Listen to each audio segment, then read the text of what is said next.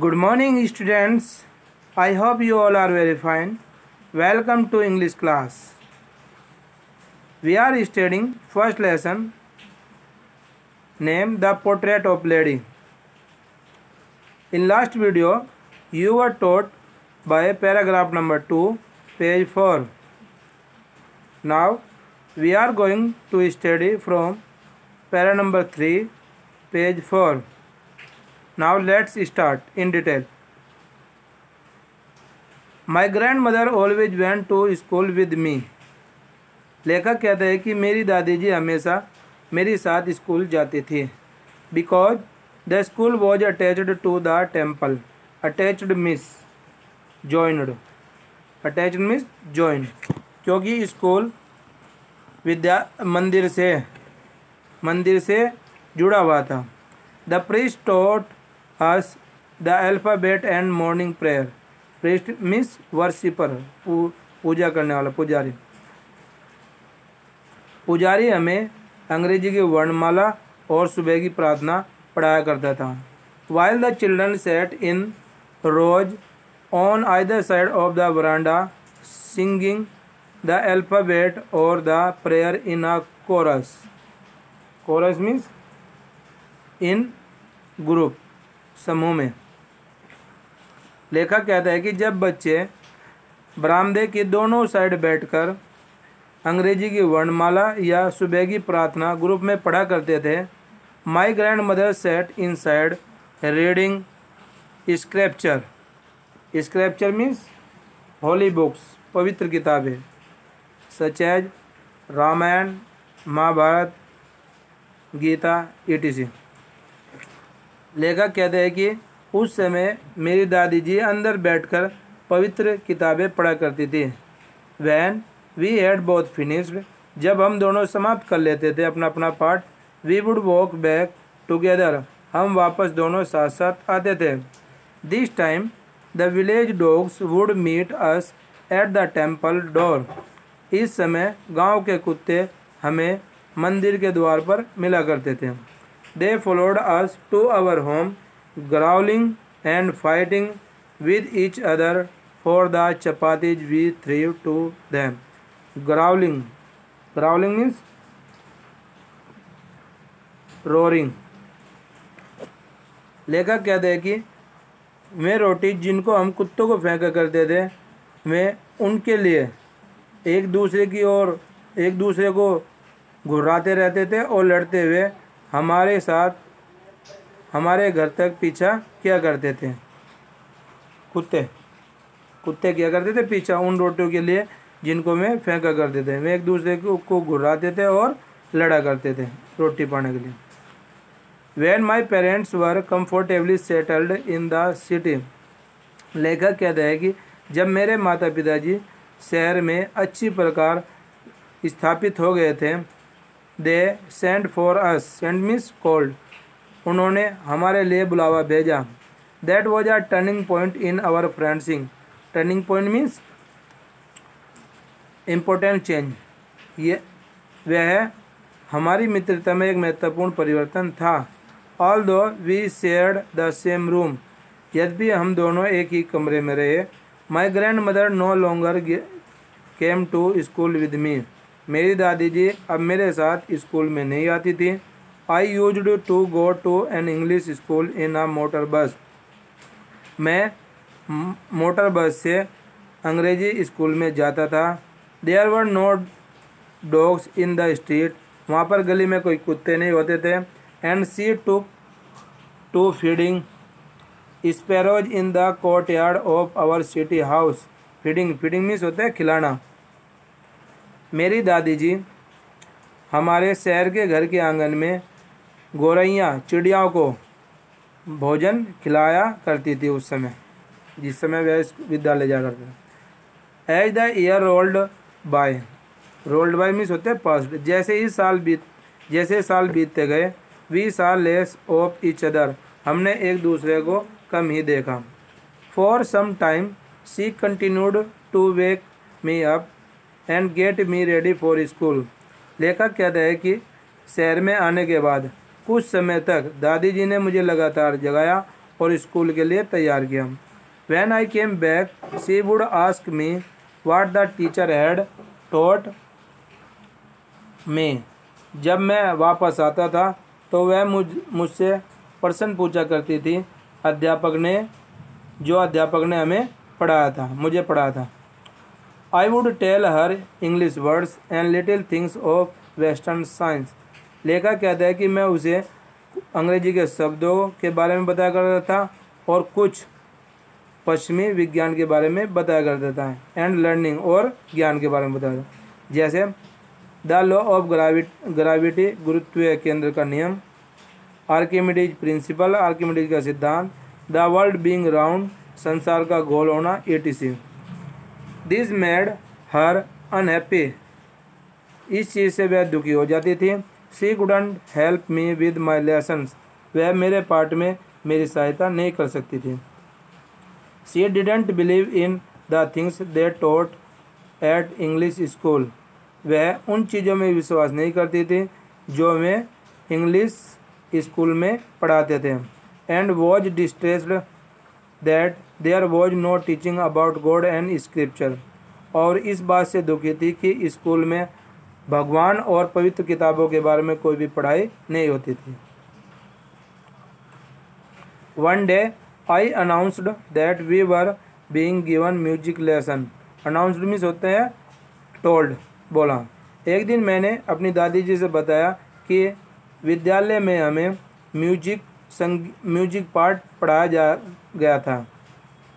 She was very disturb, यह सुनकर वह बहुत दुखी हो गई थी।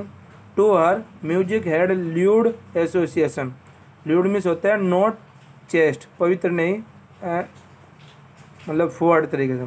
उसके लिए संगीत बेतुके चीज़ थी जिसमें कोई तर्क नहीं था, फॉरवर्ड लोगों का कार्य था।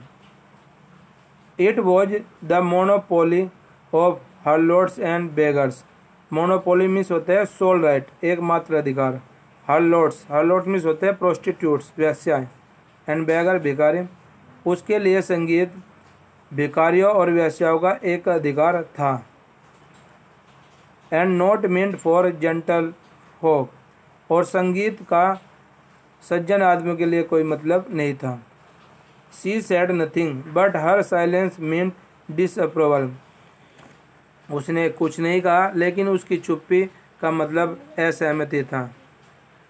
She rarely talked to me after that, लेखक कहते हैं कि उसके बाद उसने मुश्किल से ही मुझसे बात की थी। When I went up to university, लेखक कहते हैं कि जब मैं विश्वविद्यालय गया, I was given a room of my own, मुझे मेरा अलग से रूम दिया गया। The common link of friendship was snapped means broke, snapped means broke, टूट गया। वो कह रहा है कि हमारी मित्रता की जो कड़ी थी वह टूट गई। My grand mother accepted her seclusion with resignation, seclusion means loneliness, एकांतवास, विद रेजिग्नेशन मीन्स व्यक्त भाव। मेरी दादी जी ने अपना एकांतवास व्यक्त भाव से स्वीकार कर लिया था। She rarely left her spinning wheel to talk to anyone, spinning wheel means होता है चरखा, कॉटन थ्रेड मेकिंग मशीन, चरखा सूत काटने वाली मशीन। वह अब मुश्किल से ही किसी से बात करने के लिए अपना चरखा छोड़ा करती थी। From sunrise to sunset she sat by her wheel spinning and reciting prayers, सुबह से लेकर शाम तक वह अपने चरखे पर सूत काटती रहती थी और अपनी प्रार्थना को गाती रहती थी। Only in the afternoon she relaxed for a while to feed the sparrows, sparrows means birds, गौरैया, चिड़िया। केवल दोपहर के समय में वह चिड़ियाओं को खाना खिलाने के लिए कुछ समय आराम किया करती थी।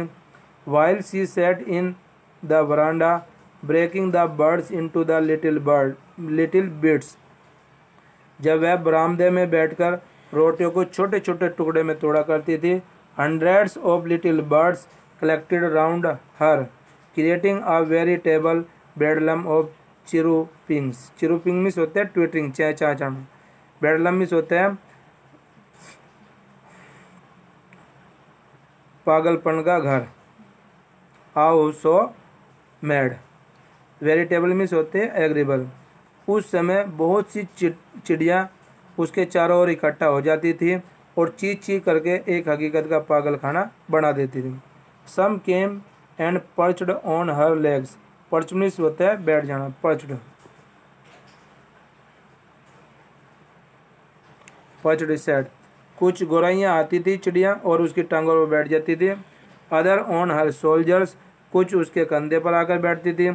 Some even sat on her head. कुछ उसके सिर पर आकर बैठती थी। She smiled but never shooed them away.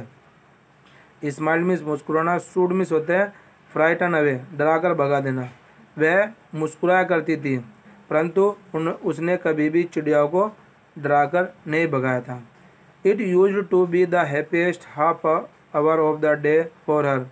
यह दिन का आधा घंटा उसके लिए सबसे खुशी का समय होया करता था।